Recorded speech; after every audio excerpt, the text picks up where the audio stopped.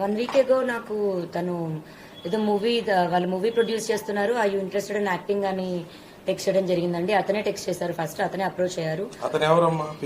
Rajesh, lawyer Rajesh అని ఉంది, advocate Rajesh అని ఉంది దానిపైన. సో నేను అడ్వకేట్ ని, ఏమైనా ప్రాబ్లమ్స్ ఉన్నా చెప్పండి అని అన్నారు. అప్పటికి కూడా ఇంకా నేను కళ్యాణ్ సార్ తో మాట్లాడలేదు. అయినా నేను ఆ కేసు గురించి చెప్పి లేదా నా కేసు గురించి మాట్లాడాలని అయితే జరగలేదు. తర్వాత కళ్యాణ్ సార్ వచ్చారు, మేము కళ్యాణ్ సార్ త్రూనే వెళ్తున్నాము. అండ్ నా కేసు గురించి నేను మాట్లాడడమో, కేసు టేకప్ చేయాలనో, నా కేసు గురించి మాట్లాడాలి అని అయితే నేను అతనితో మాట్లాడలేదండి. మరి నేను ఫార్వర్డ్ చేసిన మెసేజ్ అందరికీ వచ్చినట్టే తనకే వెళ్ళింది. ఆ మెసేజ్ పంపించిన తర్వాత కూడా నేను అతనితో కాల్ కూడా ఏం మాట్లాడలేదు. పొద్దున లేచేసరికి నాకే షాకింగ్ గా ఉంది ఈ కాల్స్ చూడడం కానీ, అతను లెటర్ చూడడం కానీ. మరి అతను ఎందుకు వెళ్లారో, దేని గురించి వెళ్లారో నాకు తెలియదు.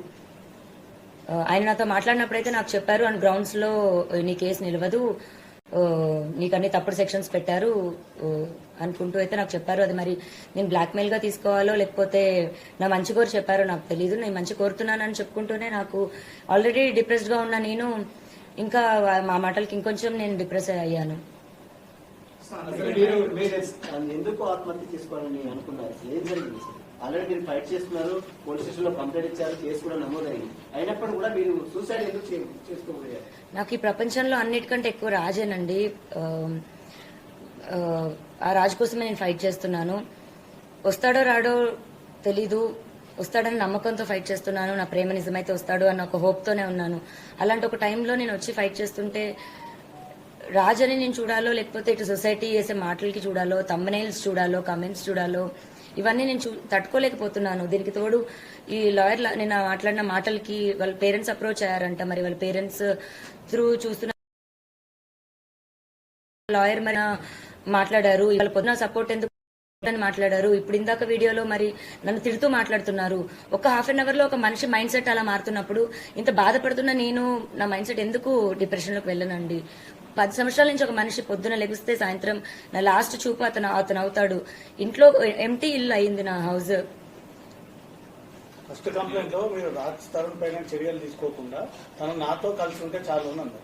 సెకండ్ కంప్లైంట్ లో తను నన్ను ఇల్లీగల్ గా ఇట్లా వాడుకుని వదిలేశారు అంటున్నారు. ఇప్పటికి కూడా మీరు రాజ్ తరుణ్ తో కలిసి ఉండాలని అంటున్నారు, మళ్ళీ పోలీస్ కేసులు పెడతా ఉన్నారు. కలిసి ఉండాలని పోలీస్ కేసు పెట్టడం కాదండి. పోలీస్ కేసు ఫస్ట్ నేను మాల్వి మల్హోత్రా వాళ్ళ తమ్ముడు పైన పెట్టాను.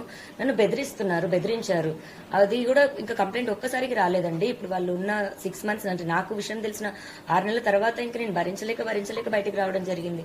ఆ స్టేజెస్ ఎలా దాటిందంటే ఇంకా లాస్ట్ మాకు తిండి కావాలని అడిగితే అతనికి ఫోన్ చేస్తే ఆవిడ ఎత్తడం గానీ, మా పరిస్థితి మేము చెప్తే ఆవిడ వెయ్యమని చెప్తే అతను డబ్బులు వేయడం, అది ఇంకా పీక్స్కి వెళ్ళిపోయింది. ఇప్పుడు మీ అందరికీ నేను ఓపెన్ గా ఎక్స్ప్లెయిన్ చేయాలంటే రోజుకో విషయం బయటకు వస్తుంది. ఆ బయటకు వచ్చిన విషయం కూడా రోజుకొక ట్విస్ట్ అని మీరు వేస్తుంటారు.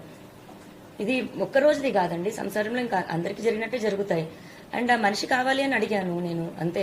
ఇప్పుడు పలానా రాజ్ తరుణ్ పైన కంప్లైంట్ పెట్టాలనలేదు, మాల్వి మల్హోత్రా పైన వాళ్ళ తమ్ముడి పైన పెట్టాను. వాళ్ళిద్దరితో నీకేం సంబంధం అన్న దగ్గర అఫ్కోర్స్ రాజ్ పేరు చెప్పాలి.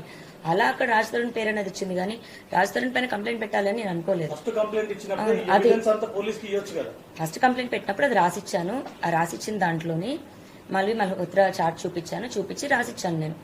అలాగే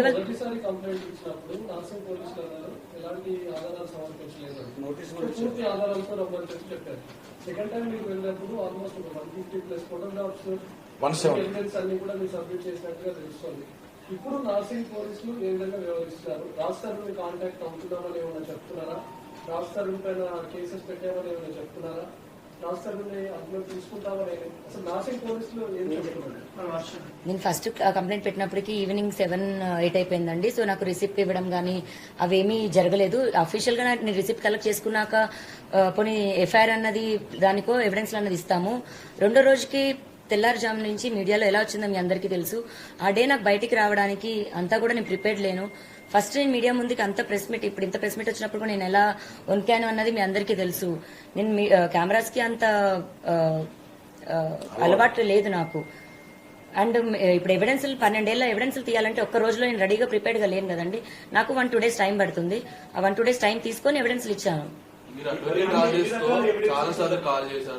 ఆయన 20 నిమిషాల పాటు సుదీర్ఘంగా కేసు గురించి చర్చించారని అంటున్నారు. చాలా సార్లు కాల్ చేయడం ఏం జరగలేదండి, ఒకటే కాల్ జరిగింది. అండ్ అతను నాకు ఫస్ట్ ఎవరు అప్రోచ్ కాల్ లేకుంటే ఫస్ట్ అప్రోచ్ అయింది తనే అండి. నాకు అప్రోచ్ అయింది కూడా మూవీ అని, మీరు యాక్టింగ్ అంటే ఇంట్రెస్ట్ అని అప్రోచ్ అయ్యారు. లేదండి నాట్ ఇంట్రెస్టెడ్ అని చెప్పాను. తర్వాత నేను అడ్వకేట్ అని కేసు చెప్పారు. కంటిన్యూ అవుతుంటే మీరు రాజస్థాన్తో మాట్లాడి మధ్యలో లావణ్య అని ఒక ఆడియో బయటకు వచ్చింది. దాని మీద మీరు ఏం చెప్తారు? ఎప్పటిది అసలు ఆడియో?